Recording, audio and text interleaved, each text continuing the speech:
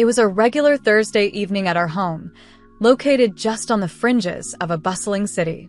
John and I were sinking into our usual evening rituals, he with a beer in hand, relaxing on the sofa after a demanding day at his auto repair shop, and I, Virginia, absorbed in my laptop, keenly observing the latest trends in stocks and cryptocurrencies.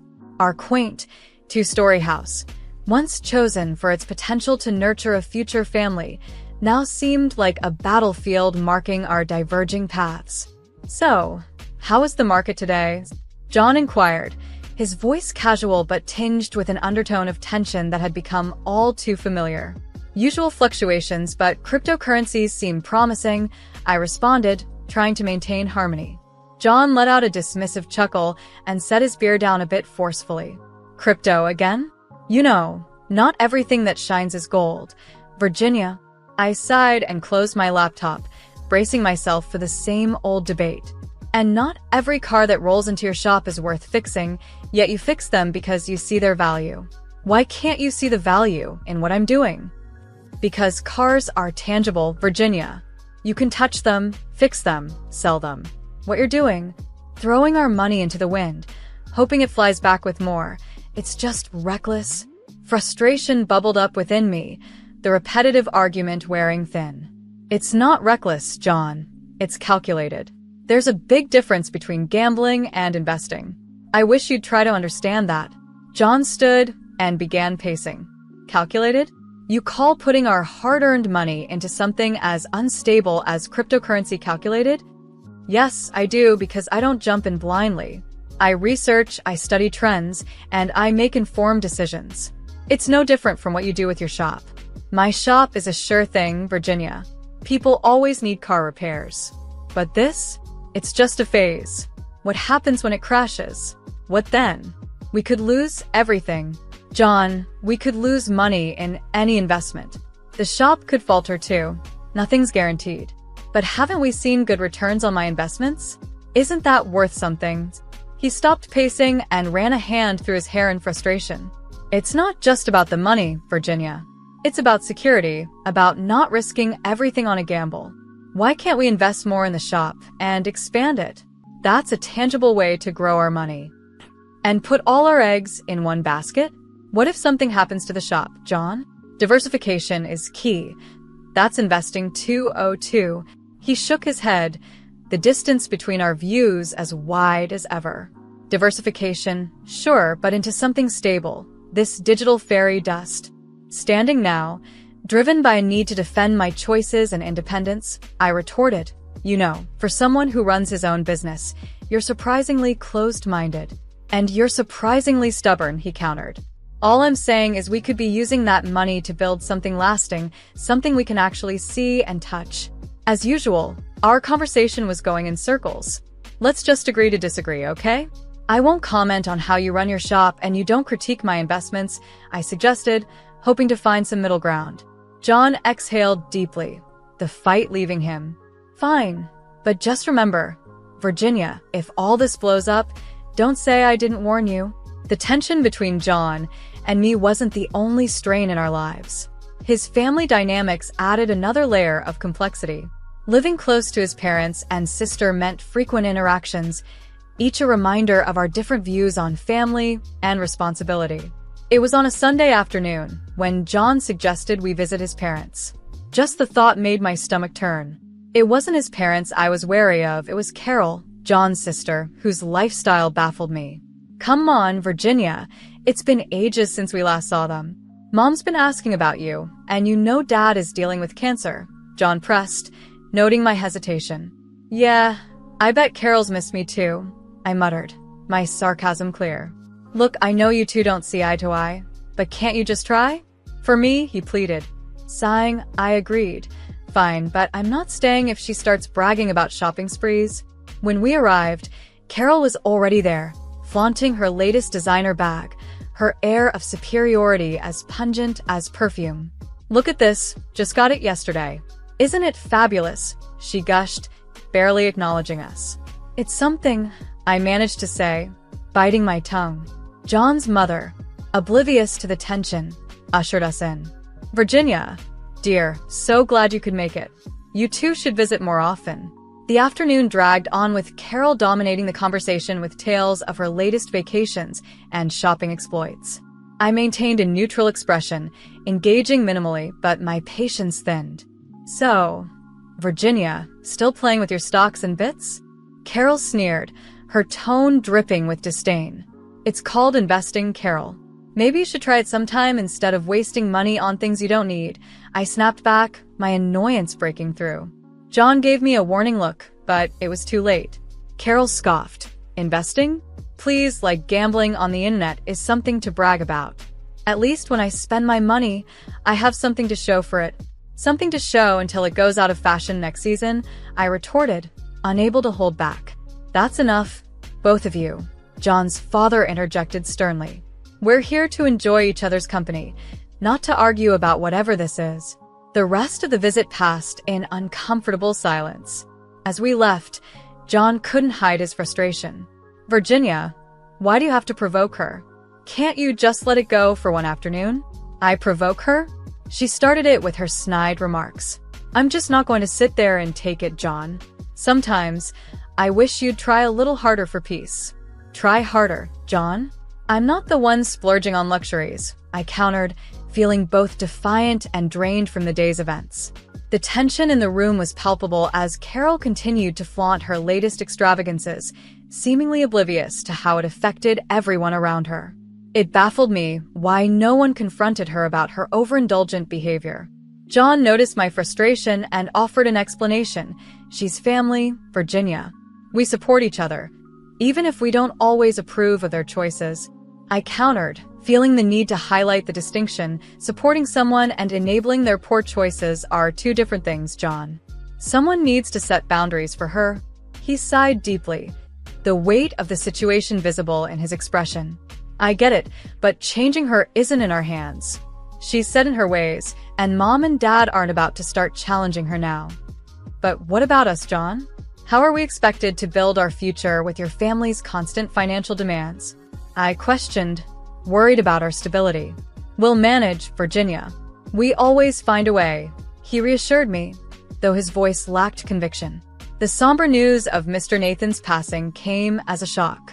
The whole family was thrown from planning treatment options to mourning his loss. During our grief, Carol took the reins on the funeral arrangements and soon after, dropped a bombshell about the cost. John looked troubled as he broke the news in our living room. Virginia, Carol's planned a funeral that costs $90,000. She expects us to cover half.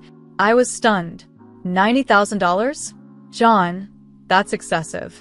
Are we funding a funeral or staging a spectacle? He frowned, his tone serious. This isn't the time to argue about money, Virginia. It's about honoring my father in the way he deserves. But surely there must be a mistake with that amount. It's just too much, I persisted, struggling to understand the exorbitant figure. John's frustration boiled over. My father has just passed away, and you're here bickering about the expense? That's insensitive, Virginia. I'm not bickering. I'm genuinely shocked. We've never considered spending that much even on major personal expenses, I explained, hoping he would see my point. John abruptly stood, his chair scraping loudly against the floor. I don't need this right now. I don't need you questioning the cost of my father's funeral. If you can't see beyond the numbers for once, perhaps you shouldn't be involved. I bit back my initial retort, recognizing his pain. I'm sorry, John. I'll make sure the $45,000 is sent to Carol. I just need a moment to process all of this, I said softly, conceding to keep the peace. John paced agitatedly, his usual calm demeanor unraveled by grief. It's not just about the money, Virginia. It's about doing the right thing for him. And if that means paying whatever it takes, then we will. His words echoed in the tense air, a reminder of the complex interplay of family loyalty and financial responsibility. When I informed John about sending the funds to Carol, he barely responded, absorbed in his deep sorrow and frustration. The space between us in our living room felt more like miles than mere feet. Stepping into the funeral home, the enormity of recent events weighed heavily on me. The last several days had been a chaotic blend of sadness and confusion, Yet nothing had prepared me for the revelation that awaited me there. Upon reaching the reception desk, I steadied my voice and said, "I'm here for Mr. Nathan's funeral." The woman behind the counter looked up, her face filled with regret. "I'm sorry, ma'am, but you're too late. Mr. Nathan was cremated yesterday." My heart sank. "Excuse me? I was told the funeral was today." Her expression softened as she replied, "The family decided to reschedule." "I'm deeply sorry for the mix-up and your loss." Rooted to the spot, bewildered and upset, I wondered how John could have failed to inform me. Outraged, I quickly called him, my fingers shaking with disbelief and anger. "John, why didn't you tell me the funeral date was changed?" "I just showed up like a fool, only to discover I missed it all," I exclaimed. John's voice was cold and distant. "I didn't think you'd care, Virginia. You've only been fussing over the expenses and questioning every decision. I didn't see why you'd want to attend. Because he was my father-in-law, because I am your wife. How could you just cut me out?" I responded, my voice cracking under the strain of hurt and anger. "Perhaps not for much longer," he retorted, his voice filled with acrimony. "What are you implying?" I demanded, my heart plummeting. "I'm done, Virginia. I can't continue this way. You seem more concerned with your investments than our family. The divorce papers are ready." His words struck me sharply, as if I had been slapped. "Divorce?" Surely, he wasn't serious. "This can't be happening, John. Over this? We can discuss it. We can resolve things," I pleaded. "No, Virginia, it's too late. I'm putting the house on the market. We'll split everything and part ways," he declared. I was left speechless, barely comprehending as I stumbled back to the parking lot, where I saw Carol pulling up in a shiny new luxury car. My anger surged anew. "Nice car, Carol. How did you afford this?" "Inheritance," she responded nonchalantly, her smile not quite reaching her eyes as she casually tossed her hair. "Yes, Dad left me a little something." Her flippant reference to her father, the shopping bags in her hands, and her apparent lack of grief infuriated me. "A little something, huh? Seems mourning has its perks." Carol's smile turned to a smirk. "Everyone grieves differently, Virginia.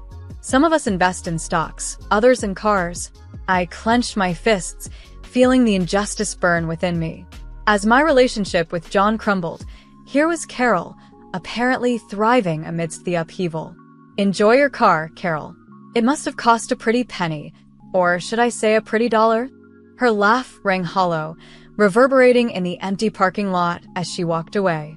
The man I loved was distancing himself from me, and the family I had tried to embrace was showing their true colors.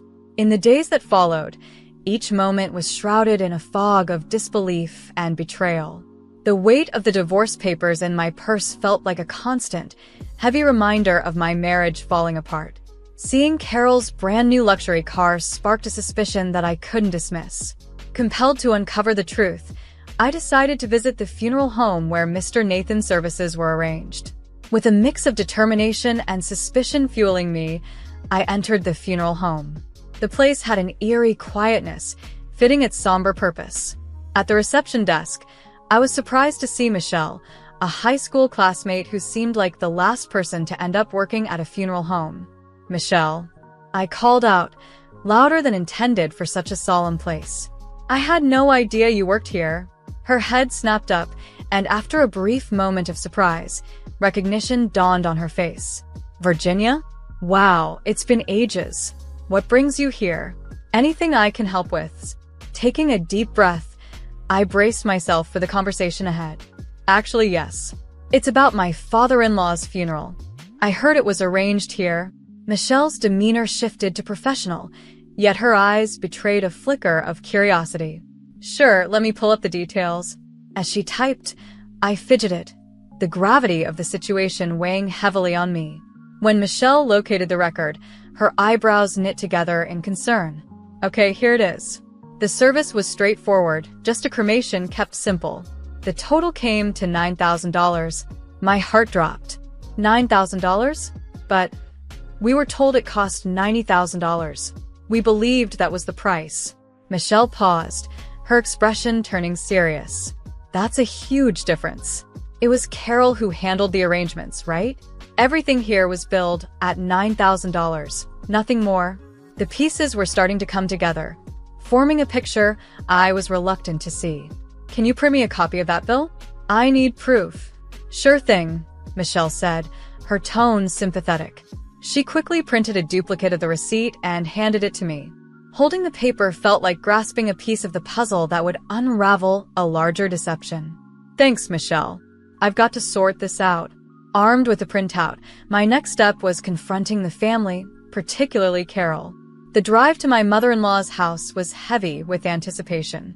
They were likely gathered there, discussing the estate and the funeral's aftermath.